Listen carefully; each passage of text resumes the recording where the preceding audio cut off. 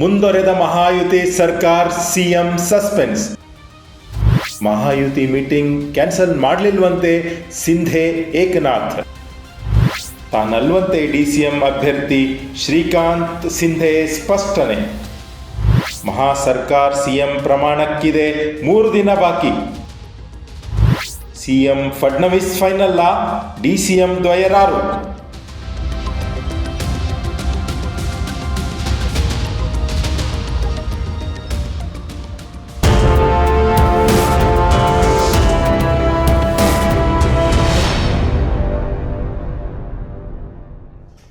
ಪ್ರೇಕ್ಷಕರೇ ಪ್ರಣಾಮಗಳು. ಇದು ನಿಮ್ಮ ವಿಶ್ವ ಪ್ಲಸ್ ಟಿವಿ. ಚುನಾವಣಾ ಫಲಿತಾಂಶ ಪ್ರಕಟವಾಗಿ 1 ವಾರ ಕಳೆದರೂ ಮಹಾರಾಷ್ಟ್ರದ ರಾಜಕೀಯ ಸಮೀಕರಣ ಕ್ಷಣ ಕ್ಷಣಕ್ಕೂ ಆಸಕ್ತಿ ಕೆರಳಿಸುತ್ತಿದೆ. ಮಹಾರಾಷ್ಟ್ರದ ಹೊಸ ಸರ್ಕಾರಕ್ಕೆ ಮುಖ್ಯಮಂತ್ರಿ ಯಾರು ಎಂಬುವುದು ಈ ತನಕ ಅಧಿಕೃತವಾಗಿ ಪ್ರಕಟಗೊಂಡಿಲ್ಲ.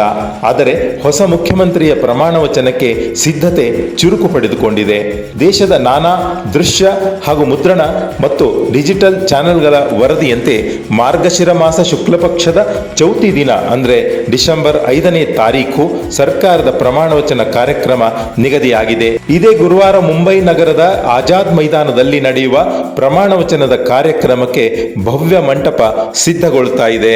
ಮಹಾರಾಷ್ಟ್ರ ವಿಧಾನಸಭೆ ಚುನಾವಣೆಯ ಫಲಿತಾಂಶದ ದಿಗ್ವಿಜಯದ ಈ ಪ್ರಮಾಣ ವಚನದ ಸಮಾರಂಭದಲ್ಲಿ ಪ್ರಧಾನಿ ನರೇಂದ್ರ ಮೋದಿ ಸಹಿತ ಬಿಜೆಪಿಯ ಎಲ್ಲ ಟಾಪ್ ನೇತಾರರು ಪಾಲ್ಗೊಳ್ಳಲಿದ್ದಾರಂತೆ. ಅಲ್ಲದೆ ದೇಶದಲ್ಲಿ ಇರುವ ಬಿಜೆಪಿ ಅಧಿಕಾರದ ಎಲ್ಲ ರಾಜ್ಯಗಳ ಮುಖ್ಯಮಂತ್ರಿಗಳು ಮತ್ತು ಎನ್ಡಿಎ ಮೈತ್ರಿಕೂಟದ ಎಲ್ಲಾ ಪಕ್ಷಗಳ ಪ್ರಮುಖರು ಈ ಸಮಾರಂಭದಲ್ಲಿ ಉಪಸ್ಥಿತರಾಗುವ ವಿಚಾರ ಹೊರಬಿದ್ದಿದೆ. ಬಿಜೆಪಿ ಆಲಾಕಮಾನ್ ಪ್ರಮಾಣವಚನ ಕಾರ್ಯಕ್ರಮದ ದಿನಾಂಕ ಪ್ರಕಟಿಸಿದ ಕ್ಷಣದಿಂದ ಮಹಾಯುತಿ ಕೂಟದ ಶಿವಸೇನೆ ಸಿಂಧೆ ಬಣದಲ್ಲಿ ಗೊಂದಲ ಎದುರಾಗಿದೆ. ಅದರಲ್ಲೂ ಖುದ್ದು ಏಕನಾಥ ಸಿಂಧೆ ಗಲಿಬಿಲಿಗೊಂಡಿದ್ದಾರೆ.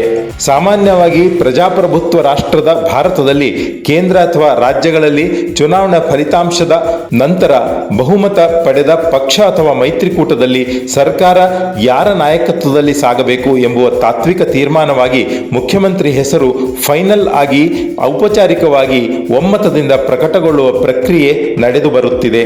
ಅದಾದ ನಂತರವೇ ಪ್ರಮಾಣ ವಚನ ಸಮಾರಂಭದ ದಿನಾಂಕ ಪ್ರಕಟವಾಗುವುದು ಸಾಮಾನ್ಯ ಕ್ರಮವಾಗಿದೆ. ಆದರೆ ಈ ಬಾರಿ ಮಹಾರಾಷ್ಟ್ರದಲ್ಲಿ ಮಹಾಯುತಿ ಮೈತ್ರಿಕೂಟ ಪ್ರಚಂಡ ಬಹುಮತ ಸಾಧಿಸಿದ್ದರೂ ಈ ಕ್ಷಣದ ತನಕ ಅಧಿಕೃತವಾಗಿ ಮುಖ್ಯಮಂತ್ರಿ ಹೆಸರು ಬಹಿರಂಗಗೊಂಡಿಲ್ಲ.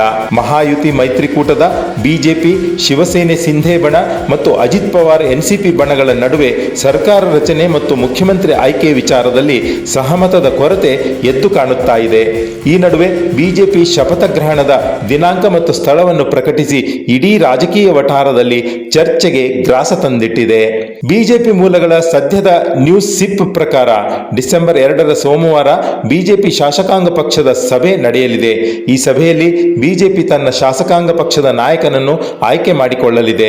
ಮಹಾಯುತಿ 2.0 ಸರ್ಕಾರ ಮಂತ್ರಿ ಪರಿಷತ್ತಿನಲ್ಲಿ ಯಾರಿಗೆ ಯಾವ ಖಾತೆ, ಯಾವ ಮೈತ್ರಿ ಬಣಕ್ಕೆ ಎಷ್ಟು ಮಂತ್ರಿಗಳ ಬರ್ತ್ ಎಂಬುದನ್ನು ಮಹಾಯುತಿ ಒಕ್ಕೂಟದ ಪಕ್ಷಗಳ ಮಹಾರಾಷ್ಟ್ರ ಮುಖಂಡರು ಒಂದೆಡೆ ಕುಳಿತು ತೀರ್ಮಾನಿಸಲಿದ್ದಾರೆ ಎಂದು ಇದೇ ಬಿಜೆಪಿ ಮೂಲಗಳು ಹೇಳಿಕೊಂಡಿವೆ. ಇದೇ ವೇಳೆ ಮಹಾಯುತಿ ಮುಖಂಡರು ತೂಗಿ ಅಳೆದು ಸರ್ಕಾರದ ಫಾರ್ಮುಲಾ ಫೈನಲ್ ಮಾಡಿದ್ದಾರಂತೆ.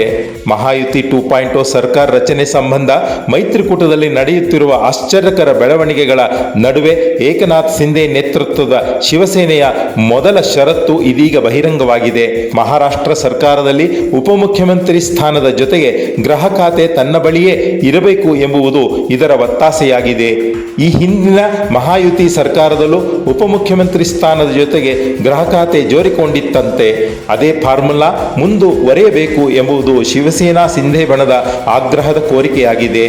ಈ ಎಲ್ಲದರ ನಡುವೆ ಇಲ್ಲಿ ನಡೆಯುತ್ತಿರುವ ರಾಜಕೀಯ ಸಮೀಕರಣವನ್ನು ಗಮನಿಸಿದರೆ ಮೈತ್ರಿಕೂಟದ 3 ಬಣಗಳಲ್ಲಿ ತೆರೆಮರೆಯಲ್ಲಿ ಅಧಿಕಾರ ರಾಜಕೀಯದ ಎಲ್ಲಾ ವಿಚಾರಗಳನ್ನು ಕುರಿತಂತೆ ಅಂತಿಮ ನಿರ್ಣಯಕ್ಕೆ ಬರಲಾಗಿದೆ ಎಂಬುದೇ ರಾಜಕೀಯ ವಿಶ್ಲೇಷಕರ ಗಣಿತವಾಗಿದೆ.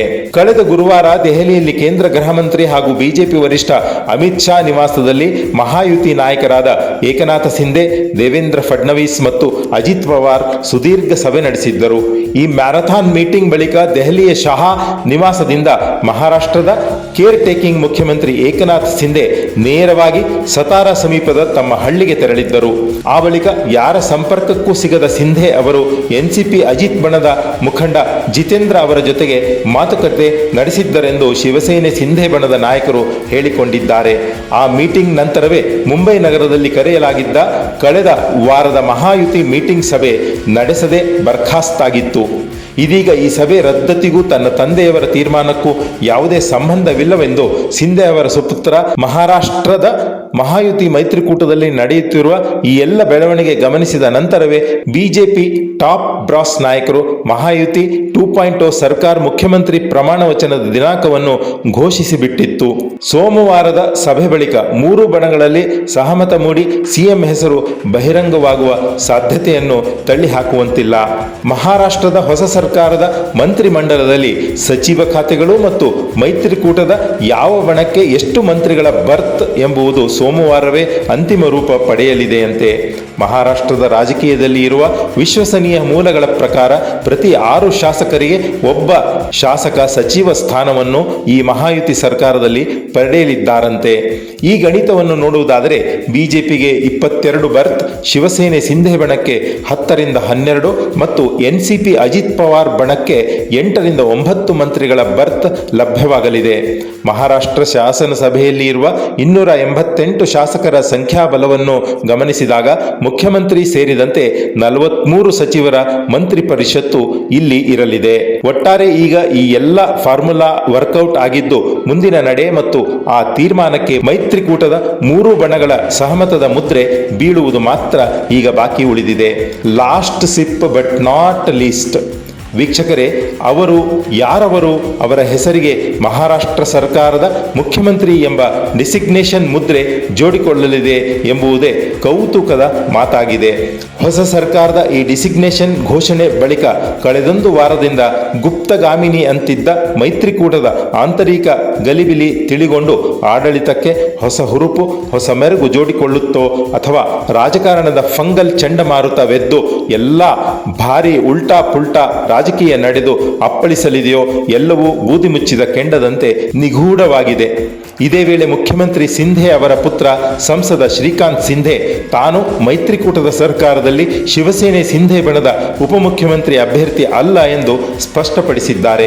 ಪ್ರೇಕ್ಷಕರೇ, ಮಹಾರಾಷ್ಟ್ರದ ರಾಜಕೀಯಕ್ಕೆ ಸಂಬಂಧಿಸಿದಂತೆ ಈ ವಿಡಿಯೋದಲ್ಲಿ ಇಷ್ಟು ಮಾತ್ರ ನಿಮ್ಮ ಮುಂದೆ ಸದ್ಯಕ್ಕೆ ನಾವು ಇಡುತ್ತಿರುವ ಮಾಹಿತಿ ಕಥೆಯಾಗಿದೆ. ಮುಂದಿನ ಬೆಳವಣಿಗೆ ನೋಡಿಕೊಂಡು ಮತ್ತೆ ನಾವು ನಿಮ್ಮ ಮುಂದೆ ಬರ್ತೀವಿ. ಆದರೆ ತತ್ಕಾಲದ ವಿರಾಮ ತೆಗೆದುಕೊಳ್ಳುವ ಮೊದಲು ಒಂದು ಪ್ರಮುಖವಾದ ಮಾತು ಆಡಲೇಬೇಕಾಗಿದೆ.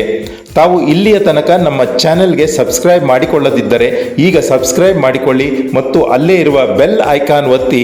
ಆಗ ನಾವು ಮುಂದೆ ಹಾಕುವ ಎಲ್ಲ ವಿಡಿಯೋಗಳನ್ನು ಸಕಾಲಕ್ಕೆ ನೋಡಿ ನಮಗೆ ಸಹಕರಿಸಲು ನಿಮಗೆ ಸಾಧ್ಯವಾಗಲಿದೆ. ನಮಸ್ಕಾರ. News desk Vishwa plus TV. Vishwa plus, ಜನಹಿತಕ್ಕಿದು ಜ್ಞಾನದ ಜಾಲ.